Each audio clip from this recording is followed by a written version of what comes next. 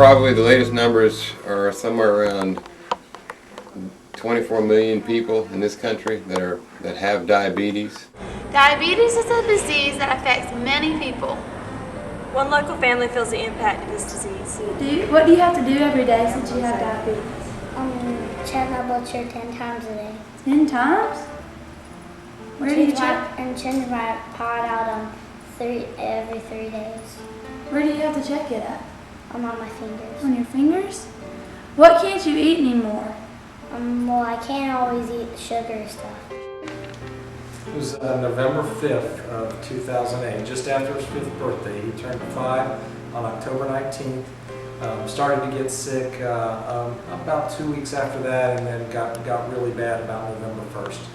Initially, I think we were just overwhelmed because, we've heard of diabetes, and when we tell people, or when people find out that Jack's diabetic, we get a lot of the reaction, oh, my grandmother has diabetes, or my grandfather, or you kind of associate diabetes with kind of a lot of times with elderly people or older people. Never gave him too much sugar. He's not overweight. Why did he get it? And that's the thing with type 1. There is no known cause, whereas lifestyle factors are genetic. And in type 1, they still don't know what causes it. The best analogy that I've heard to describe it is a key and a keyhole. With type 1 diabetes, you don't even have the key. With type 2 diabetes, the keyhole is really rusty. You got the key, you can put the key in there, and you might have to work with it a little bit, and you might even clean the rust out someday. Type 2 can be reversed by changing habits, by eating differently, by exercising more, losing weight, or no matter what you do with type 1, it cannot be reversed. As much as diabetes, we say, doesn't run our life, it is the first thing that we have to think about no matter what we do. Everything does really revolve around when he's going to eat, what his sugar is, where we're going to be at what time of the day. Every day you have to be a mathematician, a physiologist, a nutritionist, a chemist to know what's going on, and I threw in meteorologist into it because if it's a sunny day, he's going to be out playing, and that's going to change everything that he does. Changes how, there's no 2 days that are exactly alike. You're thinking, oh my gosh, am I going to be able to do this? Well, of course you can, because this is your child and you would do whatever you need to save your life.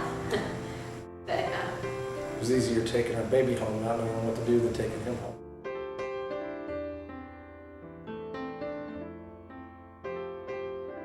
Then we wipe it on my finger.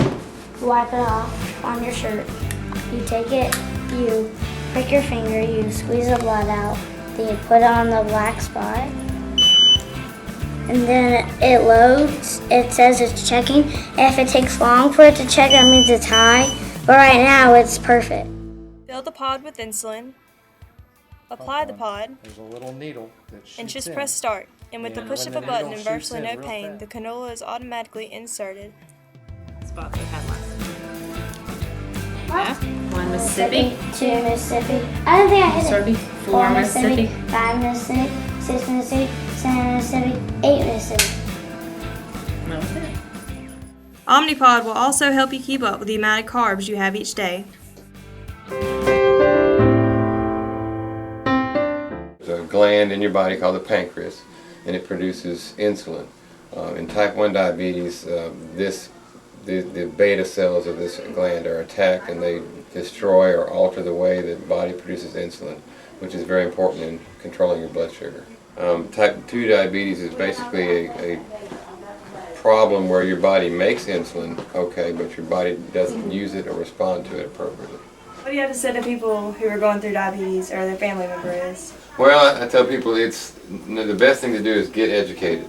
That having diabetes is probably the costliest disease process we have in this country.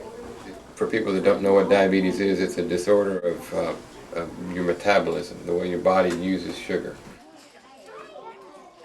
Most of the food that we eat is turned into sugar, and sugar is the main source of energy for our bodies, okay? Your body has to do something with that sugar. The sugar is floating around in your bloodstream, and the body uses a compound called insulin to grab the sugar out of the bloodstream and put it where it needs to be. I just wanted to tell you this little story. About 2 weeks ago, maybe 2.5 weeks ago, Jack came to me and he said, Miss Bernice, do you know what I want for Christmas? And I said, no, honey, what would you like for Christmas? And he said, I would like for them to find a cure for diabetes.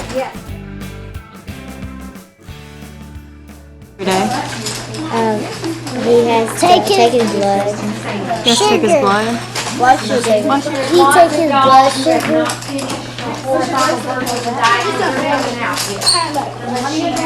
What about you? What's your name? Abel. Who? Abel. What's your last name? Leroy. You don't remember your last name? Leroy. Leroy? Yep, he's telling about. What about lunch? Does he eat the same thing as y'all? He eats lunch. He brings his lunch books every day. What do you think about Jack and his diabetes? He's your best friend. He's your best friend. Why is he your best friend? Y'all play at recess? What do you like to play with him? We like to play basketball. Basketball? Do you think his diabetes makes him run slower or something? No, he No? can run fast. Say that? Yep, He can do what? he can run fast. Really? Can he beat you in a race? No? Okay. You say you're faster? Jack. Who can run faster, you or him? You don't know? Okay. Never race? Well, when we recess, we'll get a race. What do you have to say about Jack and his diabetes?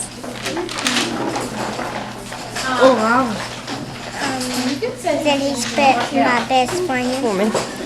He's my best friend, Yeah? and we play a lot at recess. And I think it's really sad that he had diabetes. He had to get the blood sugar taken. Always takes a lunch box. I take it pretty much every day. Do you know that Jack has diabetes? Yes, You did know? I knew that. I thought that he had diabetes the first time I went to senior class. I knew that. Really? I knew that since I was in kindergarten. Really? So you've been friends with Jack since kindergarten? I love Jack and I always will. He's our best friends.